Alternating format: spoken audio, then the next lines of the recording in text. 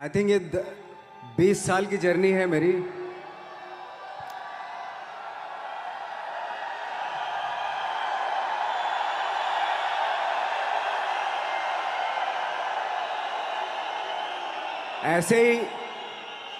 ऐसे जब 20 साल पहले मैं खड़ा हुआ था ऐसे किसी ऑफिस में जाके, तो मुझसे पूछा गया था कि क्या है। किसी डायरेक्टर के असिस्टेंट ने पूछा था क्या है। मैंने कहा एक्टर हैं। बोले दिखने से तो लगते नहीं हो एक्टर हो।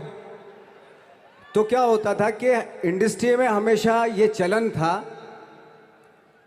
कि एक्टर हीरो जो होता है वो 6 फुट का होता है और गोरा होता है और लंबा चौड़ा बल्ले छल्ले होते हैं। मतलब हम तो बस ऐसे ही चले गए थे, ऐसा ऐसा ऐसा समझता था वो। और शिप्रा, मैं ये आपको यकीन दिलाना चाहता हूँ इस चीज़ का कि मेरे खुद के रिश्तेदारों ने भी, जब मैंने उनसे इच्छा जाहिर की कि मैं एक्टर बनना चाहता हूँ, तो उन्होंने भी मुझे डीमोरलाइज किया कि पहले शक्ल तो देख ले अपनी। क्योंकि 5 फुट का छोटा पतला दुबला सा आदमी, काला कलूटा, मुझे खुद को पता नहीं था कि इंडस्ट्री में मेरा क्या हाल होगा। बट एक जिद थी, और हजारों लाखों, मतलब सालों साल से इंडस्ट्री में सिर्फ यही चलन था कि एक्टर तो, हीरो तो जो है ऐसा होता है। लेकिन इन सब ऑड सिचुएशंस के बावजूद भी गए। लेकिन एक चीज़ मेरे दिमाग में थी कि जो सब कर रहे हैं वो नहीं करना है, तो अलग क्या करूं, अलग क्या होना चाहिए। उसके लिए ट्रेनिंग की ज़रूरत थी, जो मैंने नेशनल स्कूल ऑफ ड्रामा में आके ट्रेनिंग ली। 3 साल मैंने एक्टिंग की पढ़ाई की वहाँ पे, और अपनी एक क्राफ्ट के बारे में समझा कि एक्चुअली इस पर्सनैलिटी में अगर मैं लोगों को इम्प्रेस करना चाहता हूँ, उसके लिए एजुकेशन की बहुत ज़रूरत है। या जो भी आप काम कर रहे हो उसमें क्राफ्ट, उसका एक्सपर्ट होना बहुत ज़रूरी होता है। ऐसे ही हवा में नहीं कि जैसे पहले होता था, अरे यार तो बहुत खूबसूरत दिखता है, फिल्मों में जाके काम करना शुरू कर दे। ऐसा नहीं, किसी चीज़ को बारीकी से जानना, उसके लिए ट्रेनिंग की, एक्सपर्ट्स की, एक्सपीरियंस की ज़रूरत होती है। तो मैंने ट्रेनिंग ली नेशनल स्कूल ऑफ ड्रामा से, और 2000 में मैं पहुंच गया मुंबई। मुंबई पहुंचने के बाद जब हम किसी ऑफिस में जाते थे, आई थिंक उससे पहले चलन नहीं था बिल्कुल भी। हम लोग गए, जैसे मैंने बताया कि ऑफिस में खड़े हो के, भाई हम एक्टर हैं, काम दोगे क्या। तो बोले पहले हुलिया तो देख अपना तू।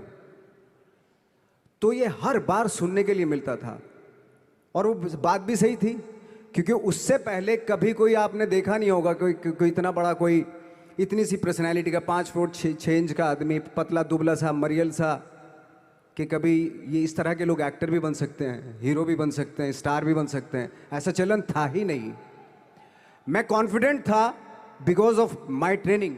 मैंने ट्रेनिंग ली थी और अपनी क्राफ्ट के बारे में बहुत अच्छे से जानता था मैं, और उस चीज़ का सिर्फ कॉन्फिडेंस था मुझे कि आज नहीं तो कल, कल नहीं तो परसों, या 10 साल या 20 साल या 30 साल, 30 साल के बाद नंबर ज़रूर आएगा मेरा। मैंने कभी भी अपने को टारगेट नहीं किया, टारगेट नहीं दिया मैंने कि अगर 2 साल ट्राई करके देखता हूँ, उसमें अगर हो गया तो ठीक है, वरना कोई दूसरा फील्ड अपना लूँगा। ऐसा कभी नहीं। जिस चीज़ का पैशन होता है, जज्बा होता है, अगर आप दिल से चाह लो ना, तो पूरी दुनिया झुक जाती है उसके ऊपर। उसको पूरा करने के लिए पूरी कायनात एक हो जाती है कि इस आदमी की जिद के लिए, इस आदमी की जिद के आगे झुकना पड़ेगा, और पूरी दुनिया झुकती है आपकी जिद के आगे। लेकिन आपको जिद्दी होना पड़ता है, आपको बहुत सारे सेक्रीफाइस भी करने पड़ते हैं, क्योंकि ये आपने चाहा है।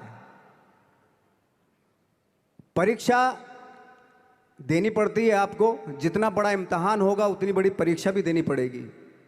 आसान काम नहीं है। छोटे छोटे टारगेट बनाएंगे तो छोटों में निपटारा हो जाएगा।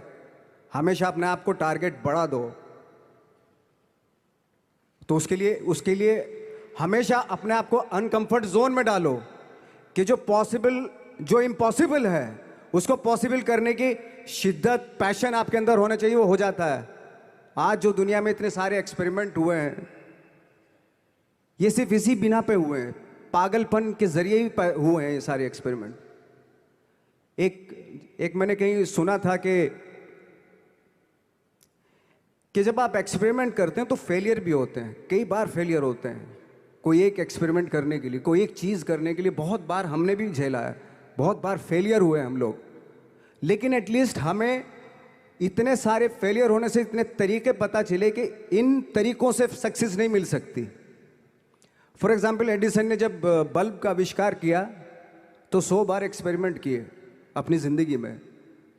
100 बार एक्सपेरिमेंट करने के बाद जब उसको पता चला कि अरे फॉर्मूला तो ये था बल्ब बनाने का, तो एटलीस्ट उसको ये, उसके साथ साथ उसको ये भी पता चला कि 100 जो तरीके हैं, 100 तरीकों से बल्ब नहीं बनता, ये भी पता चला उन फेलियर्स में उसको।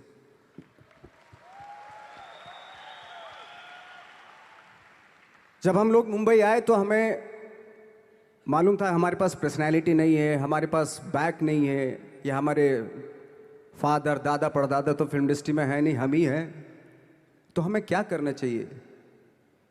इसलिए लोगों के बीच में घुसे रहते थे, आम लोगों के बीच में घुसे रहते थे, उनका एक्सपीरियंस सुनते थे, उनको ऑब्जर्व करते थे।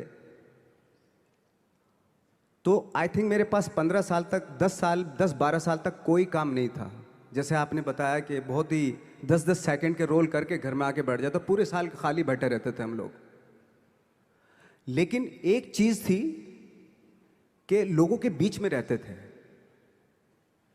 लोगों के बीच में रहने से ये एहसास हुआ हमें कि तरह तरह के लोग हैं, लेकिन हमारी इंडस्ट्री में सिर्फ एक ही तरह की एक्टिंग होती है।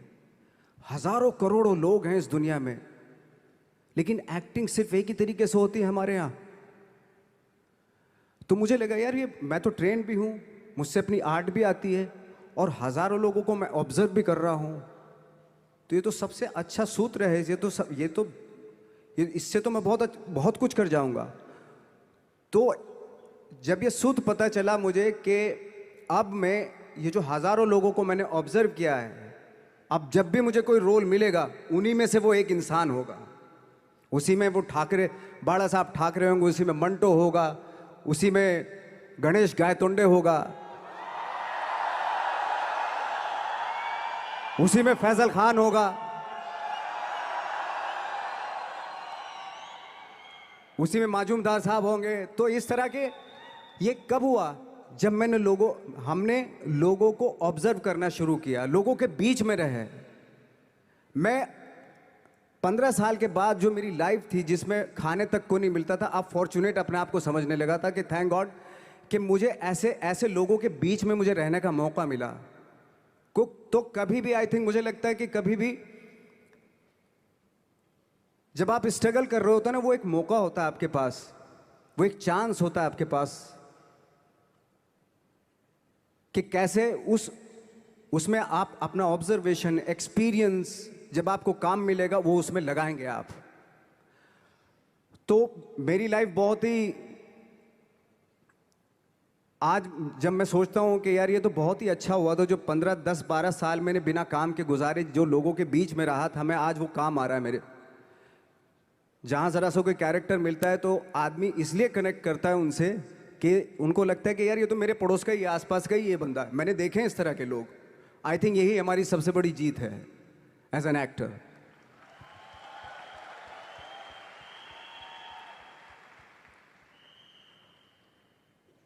ऑफ कोर्स स्ट्रगल में बहुत सारी चीज़ें सेक्रीफाइस करनी पड़ती हैं, क्योंकि खुजली आपको हुई है, आप ही को मिटानी पड़ेगी। यू नो, आप जो आप हैं वो आपने बनना चाहा था, और अगर डिसअपॉइंटमेंट आ रहे हैं तो आप तो कंप्लेन भी नहीं कर सकते, क्योंकि आप ही ने चाहा था ये बनना।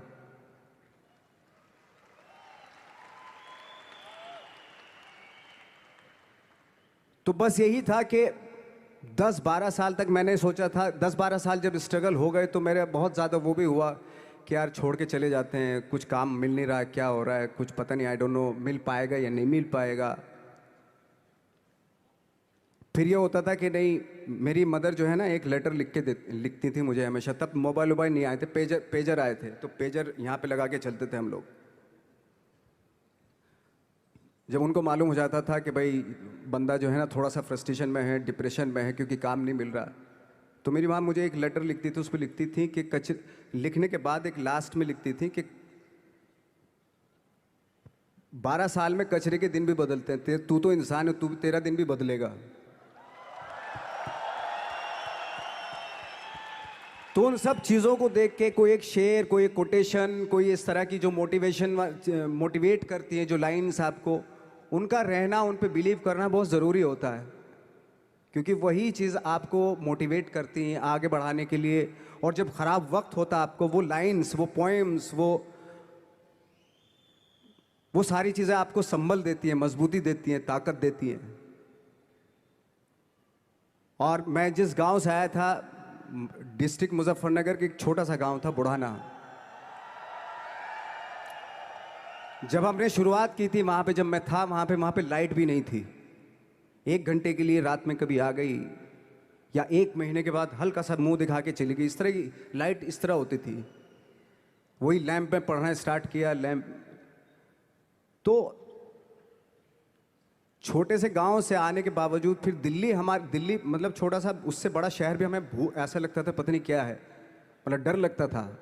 मैं जब मुंबई में आया था तो मैं 15 दिन तो घर से बाहर ही नहीं निकला था, क्योंकि इतनी स्पीड देख रहा था मैं कि इतनी स्पीड में तो हम चल ही नहीं पाएंगे, इस शहर के साथ शायद हम कनेक्ट नहीं कर पाएंगे बिल्कुल भी। तो इस तरह के डर थे। लेकिन ऐसी जगह पे आ गए थे कि अब जाना भी मुश्किल था। तो मतलब वापस नहीं जा सकते थे। वापस इसलिए नहीं जा सकते थे कि बहुत सारे डर थे। वापस अगर चले गए तो थिएटर के जो मेरे दोस्त थे वो बोलते, क्यों भाई वापस आ गए तुम भी, जैसे बहुत सारे लोग वापस आ रहे, तो तुम भी वापस आ गए, चलो लग जाओ, ठीक है। गांव में इसलिए नहीं जाता था अपने कि जो पहले ही बोलते थे वो लोग कि शक्ल तो देख ले, फिर हार के उनके सामने चला गया तो क्या बोलेंगे वो तो वही बोलेंगे कि हमने तो पहले मना किया था कि मत जाओ, क्या सूरज शक्ल थोड़ा ही थी तुम्हारी स्टार बनने की, एक्टर बनने की। तो ये बहुत सारे डर थे जिसकी वजह से मैं अपने ना तो गांव जाता था, ना जहाँ से ट्रेनिंग ली थी दिल्ली से, ना वहाँ जाता था। मैंने जो भी है मरना जीना मुंबई में ही होगा। रही बात सक्सेस की, सक्सेस अगर 30 साल बाद भी मिलेगी उसके लिए भी मतलब तैयार रहना चाहिए। सक्सेस की कोई डेट नहीं होती, कोई तारीख नहीं होती, कोई टारगेट नहीं होता कि इतने ही दिनों में मिल जाएगी।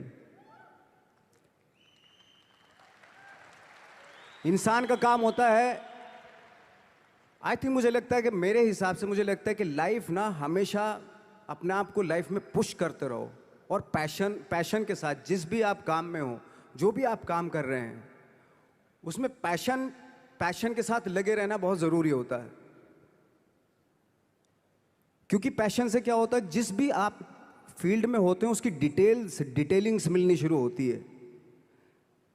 जैसे जब आप समंदर में देखते हैं, समंदर की जब गोता मारते हैं, नीचे जाते हैं, तो आपको एक धीरे धीरे बहुत कुछ दिखाई देना शुरू। ऐसी आपका भी फील्ड है, कोई भी हर फील्ड ऐसा ही होता है, उसमें असीम संभावनाएं होती हैं, इतनी पॉसिबिलिटीज होती हैं कि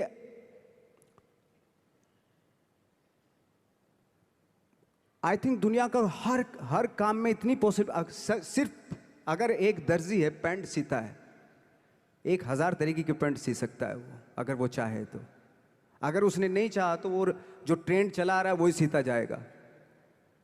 लेकिन अगर उसने चाह लिया कि मैं ऐसा कुछ करता हूँ, तो 1000 तरीके की पैंट उसी में 1000 तरीके की सी देगा वो पैंट। ऐसे हर फील्ड में पॉसिबिलिटीज़ बहुत होती हैं, और एक परफेक्शन होता है। फॉर एग्जांपल जैसे हम लोगों ने ट्रेनिंग इसलिए ली कि परफेक्शन आ जाए अपने काम में। जैसे एक मैंने एग्जांपल सुना था कि ये छोटी छोटी चीज़ें जो मैं बता रहा हूँ, ये चूँकि मैंने बचपन में सुनी थी, उन पे उन्हीं को अपनी लाइफ बना के आगे बढ़ा तो आज यहाँ पे हूँ। इसलिए वो छोटी छोटी चीज़ें बहुत काम आती हैं, उनको सुनना बहुत ज़रूरी होता है इंसान के लिए। बताते हैं कि एक बहुत बड़े, पता नहीं ये सच है झूठ है, मुझे नहीं इतना ज़्यादा नहीं मालूम, बट कोई बहुत बड़े इंसान हुए, लेकिन वो पहले मोची थे, जूता सीते थे। लेकिन जूता जहाँ से सीते थे ना, वहाँ से कभी फटता नहीं था वो, भले दूसरी जगह से फट जाए लेकिन वहाँ से नहीं फटता था, क्योंकि उसका पैशन था जूता सीना। काम भले ही वो है वो, लेकिन उस काम में भी उनका उनका पैशन है। तो इसी वजह से वो इतने पॉपुलर होते चले गए कि यार जूता फट गया लेकिन सिलवाना वहीं जाके है, क्योंकि वहाँ अगर उन्होंने सी दिया वहाँ पे, जिंदगी भर वहाँ से जूता नहीं फटेगा। तो छोटी छोटी चीज़ों में ये जो परफेक्शन, पैशन, ये सारी चीज़ें होती है जो आपका आगे बढ़ाती हैं, बहुत आगे ले जाती हैं। लेकिन उसके वही है, कुछ चीज़ों का होना वाकई बहुत ज़रूरी होता है। फिर एक्सपीरियंस आपका, आपकी नॉलेज। जैसे मेरा मानना है कि मैं आई एम सॉरी टू से, बट मेरा खुद का मानना है कि मैं लक पे बिलीव नहीं करता हूँ। मेरे सामने आज तक मेरे सामने लकीली कोई चीज़ नहीं हुई कि मैं लकीली यहाँ तक पहुँच गया। आज जो आप प्रोमो देख रहे थे, जो क्लिपिंग्स देख रहे थे मेरी, मैं लकीली नहीं पहुँचा हूँ यहाँ पे। मैंने उसके लिए मेहनत की है, मैंने उसके लिए नॉलेज इकट्ठी की है, मैंने उसके लिए ट्रेनिंग ली है। अगर लक पे डिपेंड करता ना मैं, तो अपने एक रूम में रहता, देखते हैं यार लक जब होगा तो हो जाएगा, ऐसे थोड़े ना होता है। बाला साहब ठाकरे का जब मैंने रोल किया तो वो लकीली नहीं हो गया। उसके लिए 1 महीना में पहले हारमोनियम पे बैठा मैं कि बाला साहब कहाँ से बोलते हैं, उनका सुर क्या है, उनका टेक्सचर क्या है, उनकी वॉइस का, उनकी वॉक कैसे है, वो चलते कैसे हैं, उनका वेट किस चीज़ पर ज़्यादा डिपेंड करता है। हर आदमी का जो वेट होता है, किसी का थाइस पे होता है, किसी का फुट पे होता है, किसी का बट पे होता है वेट, किसी का कमर पे होता है। हर आदमी का एक वेट शिफ्ट करने का एक अलग तरीका होता है। तो हम लोग इतनी डिटेल में जाते थे कि बाड़ा साहब किन चीज़ों पे वेट कर रख के चलते हैं, ऐसे चलते हैं, कोई या तो ऐसे चलते हैं या ऐसे चलते हैं, इस तरह की बहुत सारी डिटेल होती हैं। जब आप जाते हैं तो बहुत सारी चीज़ें पता चलते हैं।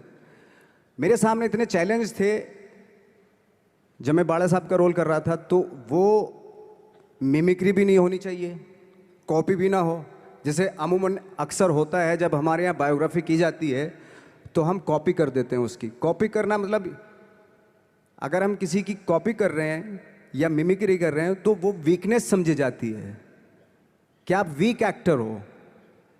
और ये बात मुझे बहुत पहले समझ में आ गई थी जब मैं ट्रेनिंग ले रहा था। मैं ट्रेनिंग के फ़ायदे बता रहा हूँ आपको। जब मैं ट्रेनिंग ले रहा था ये हमें तभी समझ में आ गया था। और प्रिपरेशन के वक्त, बाला साहब की प्रिपरेशन के टाइम पे, कि मैंने कि इसकी मिमिक्री नहीं होनी, बाला साहब की मिमिक्री नहीं होनी चाहिए, ना कॉपी होनी चाहिए, और लगना भी चाहिए कि बाला साहब ठाकरे हैं।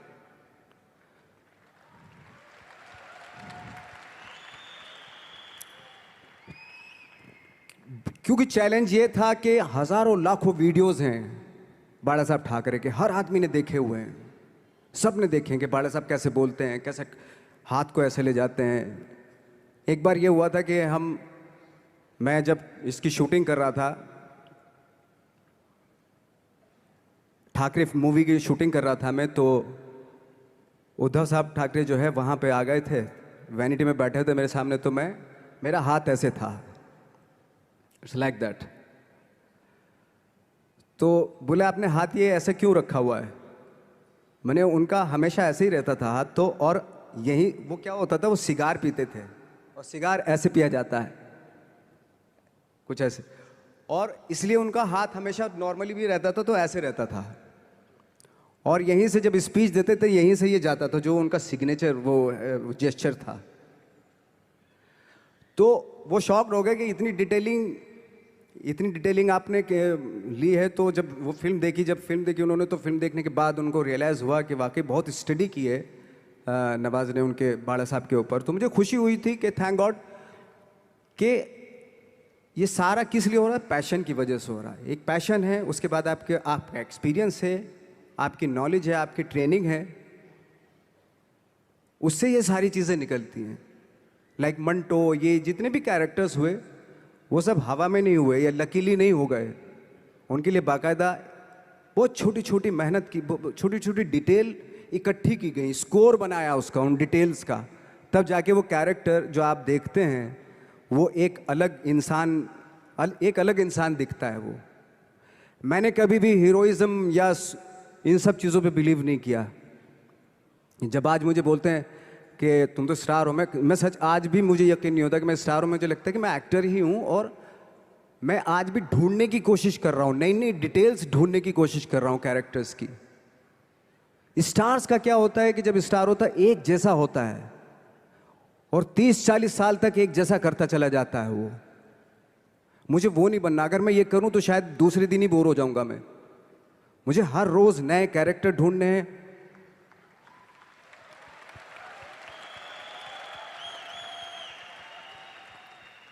लोगों के बीच में रहना है, क्योंकि लोगों ये बीच में रहने से बहुत सारी चीजें मिलती हैं। मैंने एक रोल किया था लंच बॉक्स में, पता नहीं कितने लोगों ने देखी वो फिल्म, मुझे नहीं मालूम।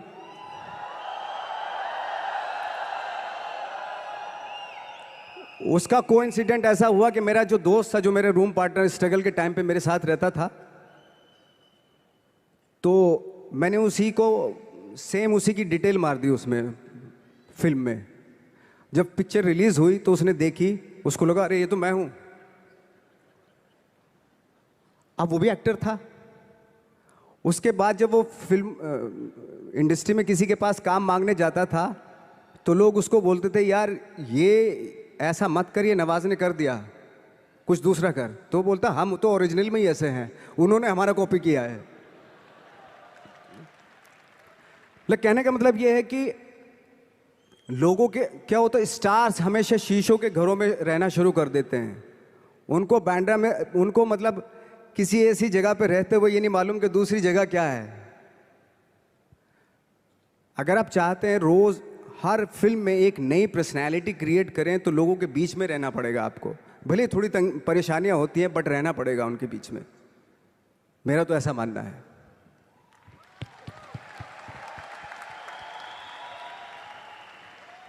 नवाज, आप बहुत छोटे से शहर से हैं, डिस्ट्रिक्ट मुजफ्फरनगर। यहाँ पे बहुत सारे लोग ऐसे बैठे हैं जो बहुत सारी सिटीज़ से हैं, actually major cities like Delhi, Bangalore, Hyderabad, Pune, Chennai, Nepal. और इन सब चीज़ों के बीच में बड़े शहरों की बहुत सारी फैसिलिटीज़ हैं, बहुत सारे आराम हैं। जबकि आपके शहर या जिस शहर से मैं हूँ, जहाँ पे एजुकेशन भी नहीं मिलती है, जहाँ पे खाना पीना, जैसे आपने बोला बिजली, कोई भरोसा नहीं होता कब आएगी, जाना तो नॉर्मल है। हाँ, तो वहाँ पे उस छोटे से शहर में रह के एक परिवार में जहाँ पे कभी किसी ने एक्टिंग के बारे में दूर दूर तक नहीं सोचा था, और आप 8 भाई बहन हैं, सबके साथ रह के परिवार में परिवार का चीज़ करने की जगह एक अलग से ये जो थॉट आया था अलग से कि मैं एक्टिंग करूँगा, और वो भी काफ़ी दिन बाद जब आपने जॉब भी कर ली उसके बाद, तो जब वो थॉट आया तो परिवार ने आपको सपोर्ट किया। और अगर रिश्तेदारों ने, जैसे आपने बोला कि कहा, तो आपके दिमाग में उस समय क्या चलता था? मेरे दिमाग में ये तो नहीं आया था कि मुझे एक्टर बनना है, बट इतना ज़रूर था कि कुछ तो नया करना है। क्या करूँगा मुझे नहीं आइडिया था। जो सब लोग करते हैं जो वो नहीं, कुछ अलग करना है मुझे। लेकिन मुझे ये नहीं मालूम था कि मुझे एक्टिंग करनी है। और इसीलिए मुझे लगता है आज जब मैं सोचता हूँ कि अगर मैं किसी भी फील्ड में होता, एक्टिंग के अलावा किसी भी फील्ड में होता, तो मैं एक्सपेरिमेंटल ज़रूर होता। क्योंकि मुझे आदत थी कि मुझे जो ट्रेंड चल रहा है उसके अगेंस्ट, मैं बहुत ही रिबेलियस था, रिबेलियस किस्म का इंसान हूँ मैं, आज भी हूँ, रहूँगा। क्योंकि मुझे अच्छा लगता है जो ट्रेंड चल रहा होता है उसके अगेंस्ट कुछ काम करना, चाहे मुझे अच्छा लगता है वो। क्योंकि क्या है ना कि जो चलन चल रहा है, आई थिंक उसको बहुत आसान है उस चलन के साथ चलना। उसके अगेंस्ट चलना, उसके लिए सालों लग जाते हैं। बीच बीच में आपको ये भी लगता है कि यार शायद पॉसिबल नहीं है, लेकिन जब पॉसिबल होता है ना, तो तब बड़ा अच्छा लगता है। तब ये जैसे आज मुझे फील हो रहा है ना, तब